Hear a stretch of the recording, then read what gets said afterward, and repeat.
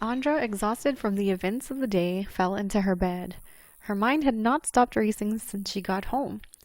She longed to share what happened with her mother. My mother will just think I'm making up stories, she thought to herself. Andra prided herself on her logical and methodical nature.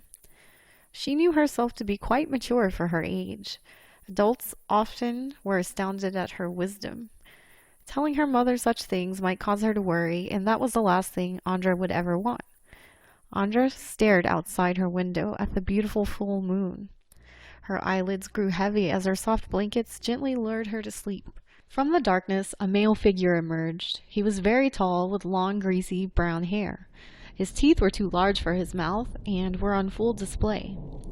He appeared human, but intuitively Andra felt a coldness about him, a darkness she had never experienced before. Scenes began to form all around him now. She recognized where they were. "He's on my lawn," she exclaimed. She noticed he did not appear to notice her whatsoever. It was as if she were invisible to him. "Every living thing on this lawn must die," he said to himself in a menacing tone. Andra was perplexed. What is going on, she wondered. The man began to wander from her lawn, now with a psychic in tow that appeared from nowhere. The two of them found an old homeless woman. The man and his psychic guided her to a table with promises of food. Once they arrived at the table, they all had a seat.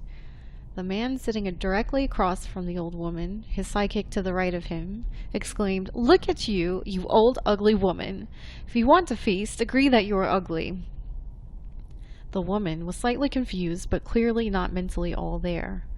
She spoke up and sheepishly said, "You are right. I am very ugly." The man began to laugh maniacally. Andra noticed his teeth now more than ever. There was a black ooze leaking from his gums and spilling down his mouth. The man pulled a lever that appeared from nowhere. The ground beneath the old woman opened, and she was swallowed by a boiling liquid of some sort. The screams of the old woman contrasted with the laughter of this man in a way that was extremely unpleasant and unsettling for Andra. The joy expressed in his eyes at the torment of this old woman made Andra feel heartbroken for them both. "Why am I here?" she asked herself. The man then got up from the table and wandered into an alleyway by himself, Andra still following. He remained unaware of her presence. The man stumbled upon a young man, maybe in his early 20s, that was walking in the alley by himself as well. Andra had a premonition of what was going to happen next. She saw that he was going to rip out the tongue of this young man in her mind's eye.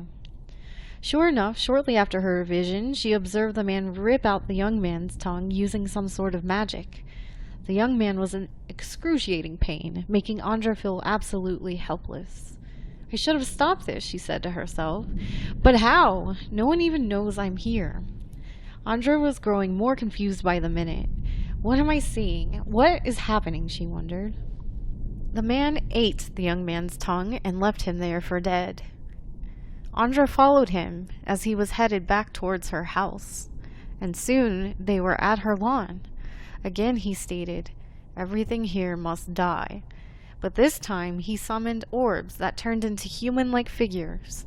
They began walking around, destroying Andra's lawn while mindlessly repeating, "Everything must die," as if they were brainwashed zombies.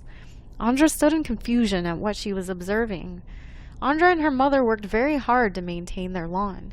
It featured birds of paradise, beautiful flowers that could not be grown everywhere. Their lawn was also home to robust and stunningly beautiful sunflowers, as well as some of the most fragrant and vibrantly colored roses. The zombies began to disperse and pull her flowers from their roots. This enraged Andra. She went to each one and demanded they stop, but none of them even seemed to be aware of her presence. The man, now noticing Andra, charged at her. In those seconds, Andra didn't know how to react. Suddenly, from somewhere deep inside her, she began to laugh loudly and joyously. It was truly the most joy she had ever felt in her life. Ever. Her back straightened. Her shoulders rolled back.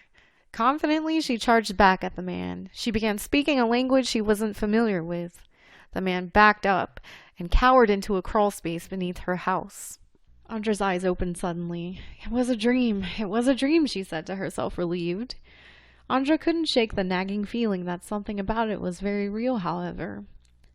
Andra noticed the warmth and the softness of her blankets now, pulling her back to the present moment. She had never been more grateful for her blankets in her life. It was such a comforting feeling. She could not get the screams of the old woman out of her head. She was sure she would never ever be able to forget them. They were haunting. What does this man represent, she asked herself. The only thing that seemed to bring him joy was mocking and the suffering of others. How chilling, she thought, that somewhere, out there, such characters truly do exist. Andra, you've barely touched your breakfast, her mother said in a concerned tone. I'm sorry, Mother. I had very vivid nightmares and I can't get them off my mind, Andra replied. Oh well, don't you worry, you're here now and you're safe, said her mother, giving her a kiss on the forehead. Indeed she was safe, but it had been an eventful weekend nonetheless. A large dark spider caught Andra's eye. It was strolling on the table towards her. Given everything that had happened with her tree, she found this rather curious and had an affinity for the spider immediately. Her mother, noticing the spider, however, began to roll up her newspaper to kill it. No, stop! Don't kill it, shouted Andra. Her mother stopped in her tracks and looked at Andra in the most perplexed manner. Is everything okay with you? This is just a spider. Andra, feeling defensive that her mom thought something was wrong with her, began to cry and shouted, What gives you the right to take life in any form, Mom? Who made you in charge of these decisions? Andra's mother became infuriated at her tone and sent her to her room. You are grounded, young lady. How dare you speak to me in such a disrespectful tone? Angry, Andra went to her room and slammed the door. Her mother screamed at her from behind the door. Now I've lost sight of that spider. Thanks a lot. Andra was angrily stewing and staring outside her window when she noticed a dark spider gracefully falling from its web. Excited, she opened the window. It's you, she exclaimed. Just as he did at her tree, the spider began to speak to her. Thank you for saving my life. I have to remember to be more discreet in the future. Andra, wasting no time, asked the spider about her dream. All of the answers you seek are within yourself, Andra, just below the surface, where no one but warriors ever dare to look. You see, you are a great warrior, a shaman, and now you are on a path to discovery that you cannot and will not stop. What I am is confused, said Andra. Shh, quiet your mind. Your mind and its endless thoughts are a barrier to intuition. I will teach you harmony of the mind so that your mind and intuition can work together instead of oppose each other. You see, everything happens for a reason. There's no such thing as coincidence. You're grounded. You may think that this is a bad thing, but I think this is a good thing, as it gives us time to work together. I will train you, Andra, to be the greatest warrior the world has ever known.